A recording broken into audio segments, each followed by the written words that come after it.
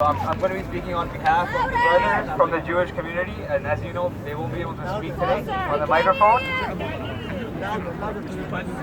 Alright, so I will be speaking on behalf of the brothers from the Jewish community because they will not be able to speak today on the microphone. So this is a statement on their behalf. Speak into the microphone. In light of the recent deal of the century proposed by President Trump, we of the Neturei Karta International have a message in the name of masses of Jews in the United States, Canada, occupied Palestine, and around the world. We are religious Jews, and our Torah demands that we be peaceful with all nations and respectful to their leaders. We are grateful to the United States and Canada and all their leaders, past and present, for giving large Jewish communities a place to live in peace and freedom, especially freedom of religion. A freedom that we did not have in most periods of our 2,000 years of exile. At the same time, our religion does not allow us to accept a deal that supports a Zionist state, which is a rebellion against God, and upholds the Zionist movement, which seeks to abolish Judaism. It may be that President Trump has the best interests of the Jewish people at heart, thinking that the state of Israel is the will of God and part of the Jewish religion. But this is a fundamental mistake. Yes! We appreciate America's kindness towards Jews and all efforts to bring about peace. But we would like to clarify that even if supporting Israel were beneficial to Jews, we would not want to oppress another people for our benefit, especially our Palestinian neighbors with whom we have lived for hundreds and thousands of years in peace. We appreciate America's kindness towards Jews and all efforts to bring about peace, but we would like to clarify that even if supporting Israel were beneficial to Jews, we would not want to go. In reality, support to Israel is not support to Jews, and certainly not in favor of the Jewish religion. On the contrary, its mere existence and all of its criminal actions are in violation of Judaism and give rise to hatred and suffering. We are pained when we witness this occupation for so many decades.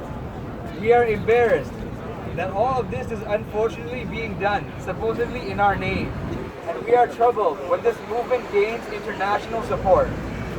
According to Judaism, Jews are in exile by divine decree and are not allowed to have a state of their own because of the coming of the Messiah.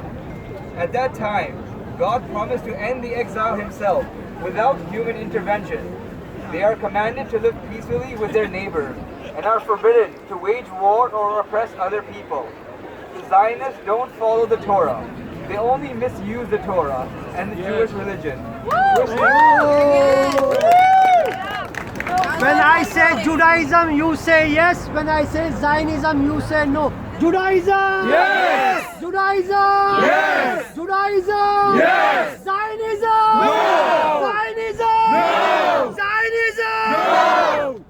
They only misuse the Torah and the Jewish religion, twisting its meaning in an attempt to justify their crimes. The greatest rabbis were always opposed to Zionism and its state because it is against the Torah. They predicted that it would bring catastrophe to the present-day masses of Jewish people worldwide, oppose the existence of the State of Israel, its entire occupation of Palestine, and all of its criminal actions. Therefore, it should be clear to everyone, Judaism and Zionism are two different things. Judaism is a religion, and Zionism is a political entity. Yes! Jews are followers of the Torah and believers in God, where Zionists violate the Torah, reject God's promises, and trust only in their weapons.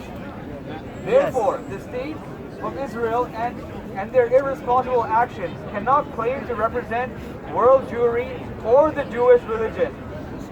The only path to peace in the Middle East is for us to identify the root cause of the problem and restore all the rights of the Palestinian people, compensate them for their suffering for the years, and end the entire occupation.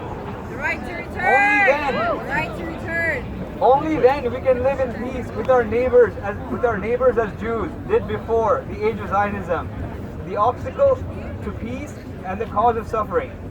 We end with a prayer to the Almighty for the peaceful dismantlement of the Zionist state. Yes. And ultimately for the day when all mankind will join together and serve the Almighty wholeheartedly. May it come soon. Amen. From the river to the sea! From the river to the sea!